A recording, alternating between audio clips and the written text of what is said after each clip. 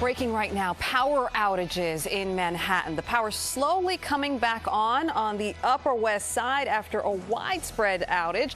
Plus, problems on the other side of the park as well. And you can see in this video we're showing you the lights were coming back on. We caught it as it was happening. Eyewitness News reporter Derek Waller joins us live from the Upper East Side with the details. Derek, how are things there? Ken, good morning. We just got here to the corner of 66th and 5th Avenue, and I'll show you what's going on right now. We actually have the lights, these street lights and crossing signals that are not working right now. And of course, as we come live, there is no traffic. But all morning, last few minutes at least, there's been cars that have kind of been flying through this area. You're supposed to treat this as a four-way stop when the signals are not working. I will tell you, use their AC, and that puts more strain on the state's power grid, leaving us in the situation that we are in. You had up to 220,000 customers without power. Now, power has been restored, but it's not PG&E making the decision to have these outages. Take a look. Most people had plenty of notice to prepare for the heat wave we're now experiencing, but there wasn't much notice that PG&E customers would experience rolling blackouts. Those go into effect when the California Independent System Operator declares a Stage 3 electrical emergency. That happens when temperatures are high and there isn't enough electricity to cover demand across the state, prompting California ISO to call for rolling outages. The last time the state saw this kind of emergency was in 2001. On Friday evening, that 19-year dry spell was broken, with outages happening between 6 and 11 p.m. On Saturday afternoon, the energy forecast showed we'd have enough electricity to meet the demand. But then conditions changed, and at 6:30, the grid operator called for rolling blackouts once again.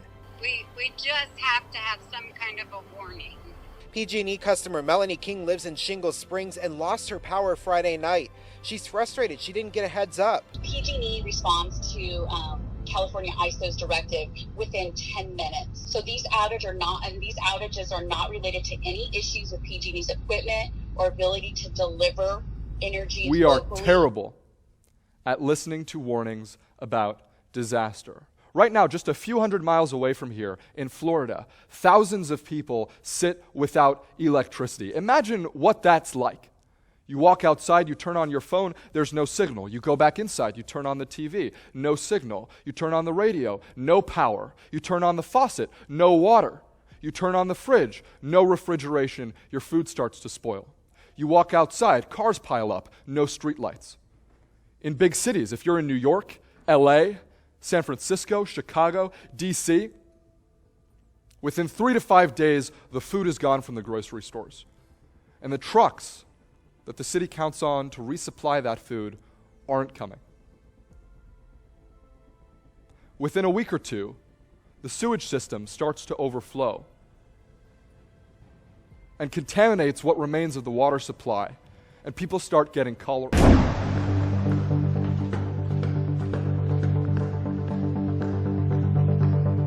So it's the middle of the night, our power went out, and for some reason the generator that we have didn't start.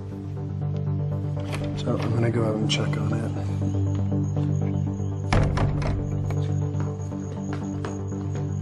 One of the things we loved about this house was that it had a generator so that if the power goes out, our food would stay good and we could still have power. So we do have a generator, but apparently there's no gas for the engine.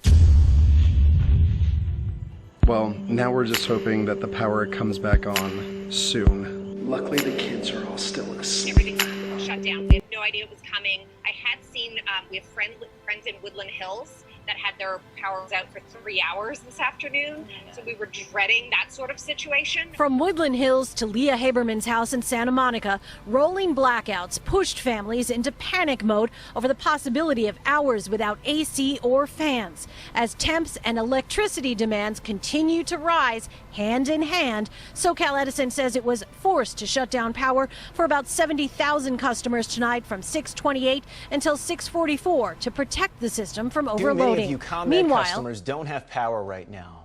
We just checked in, nearly 400,000 customers are still in the dark. Rich Negrin, spokesperson for ComEd, is with us live this morning. Rich, good morning. How are you? CES 2018. We're back live. I'm here with Rebecca, checking out these amazing Kodak projectors. Why don't you give us a little elevator pitch on these? So there's 3 of them. have this right here. It's the Pocket Pico projector. It's pretty amazing because it has the USB. Oh man, we gone dark here at CES 2018. The power's out, but we're still live. We're still rolling. Oh my gosh, I have to stop. Oh, he's got the light up so slow. Not a problem. Tens of thousands of Entergy customers up in Montgomery County have been without power today. Entergy says that those outages are related to Laura's aftermath. Sophia Ojeda is live tonight in Montgomery County with new information about these brownouts. Sophia? Lauren, at last check, about 100,000 Entergy customers have been without power for several hours here in Montgomery County. Take a look at this video. This is what it looked like on 1488 near 242 in the Woodlands. Traffic backed up for miles because traffic lights were out. Several businesses also had to shut down because of the outage here at this strip mall. Everyone's been out. Beau Toes Nail Salon had to shut down and send workers home for the day because of the outage.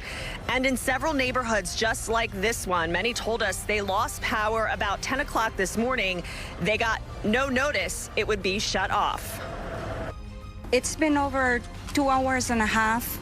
And we're having problems from this morning. I would say it came off like around 10:30, and it's like maybe 3 now. It just shut down. I mean, we had no notification. It was a surprise. It's like everybody's looking at each other. There was no text message. There was no anything. You know, nothing from Entergy.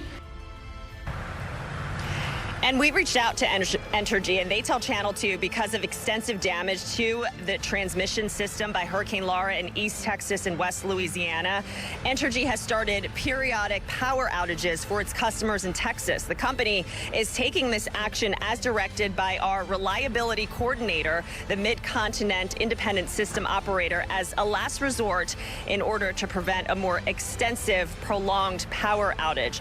And some customers say that they did start to see some of their power come back on, like here at this nail salon. It came back on, but then she told me the power at her house in her neighborhood was shut off. We reached out to Entergy for a specific time frame.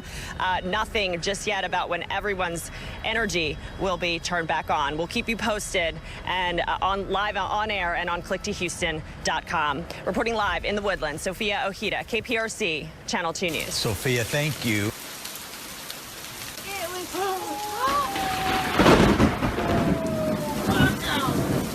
There we go.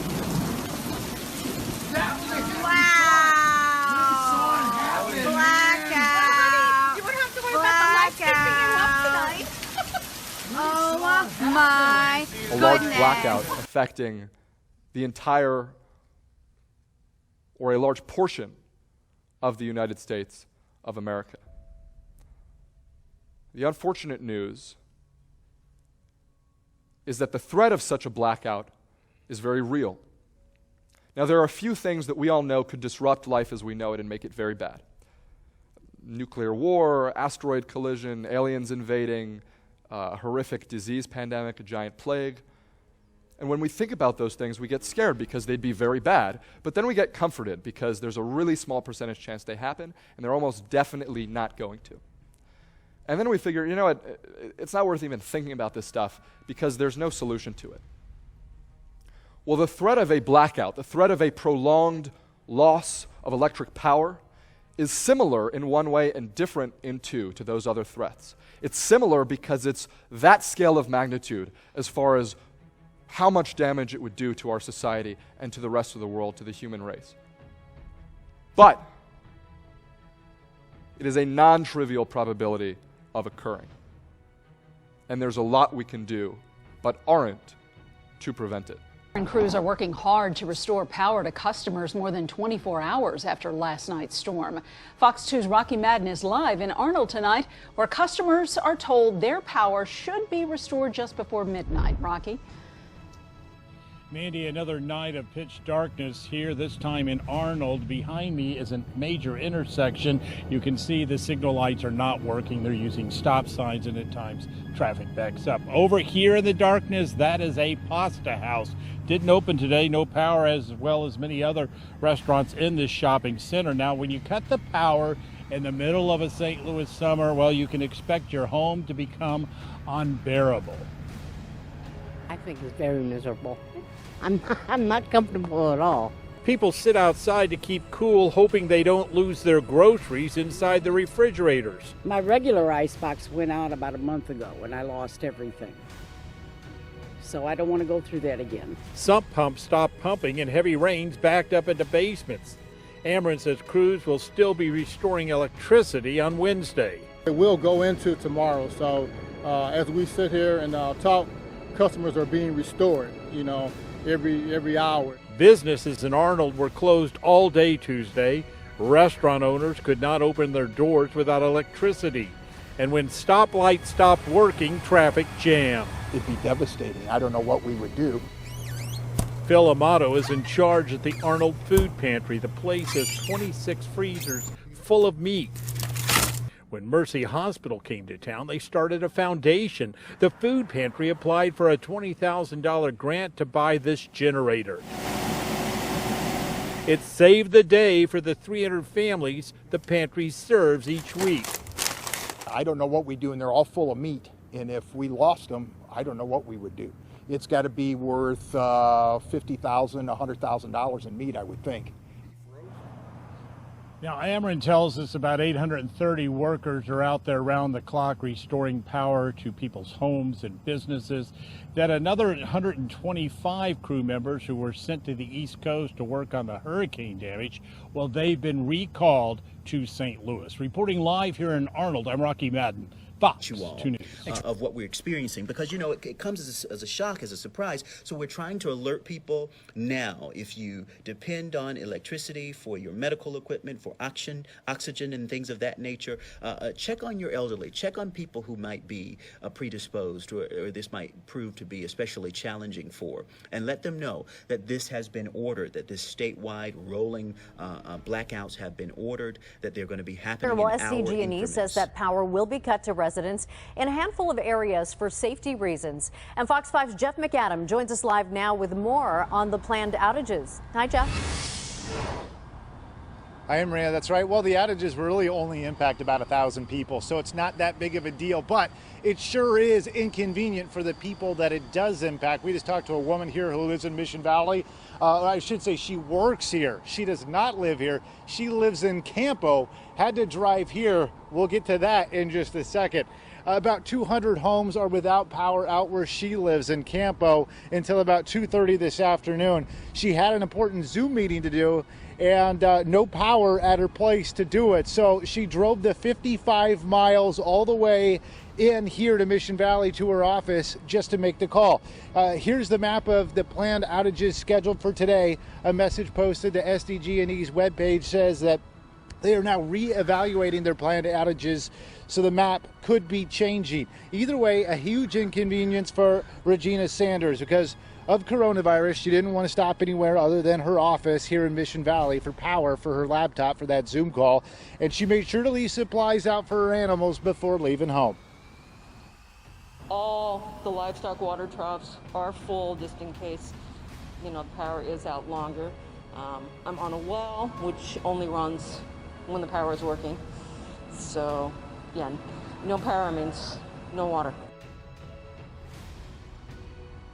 Yeah, I'm looking at the SDG&E map right now, and it looks like about a handful planned power outages for today, as well as another handful scheduled for the weekend. So if you're not sure where you might fall on this map, take a look. Go to the website, sdgne.com. It looks like the biggest outages that we can see for today, thankfully, are limited to about 200 to 300 residents. Hi, I'm Kylene.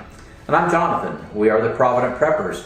Today we're talking about a very important subject, one of long-term grid down situation.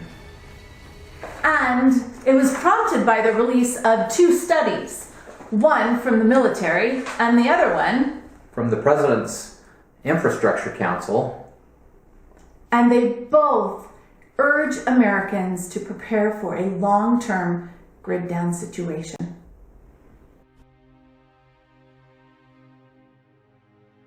One of the great benefits we can potentially get from solar is being able to run during a blackout with some new technology that's just come out called blackout protection.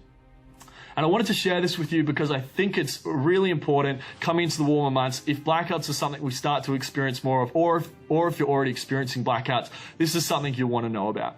And what blackout protection does, it will actually separate your solar system and your battery system during a blackout from the power lines and protect anyone who's working and allow your home to continue to run from the solar and the batteries during a blackout.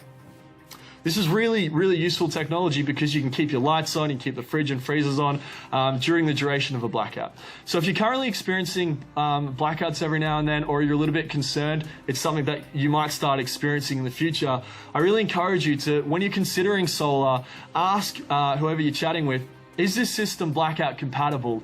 Can I attach the blackout feature to it down the track? Or maybe you want to consider getting blackout protection with your solar system now if you're already experiencing blackouts.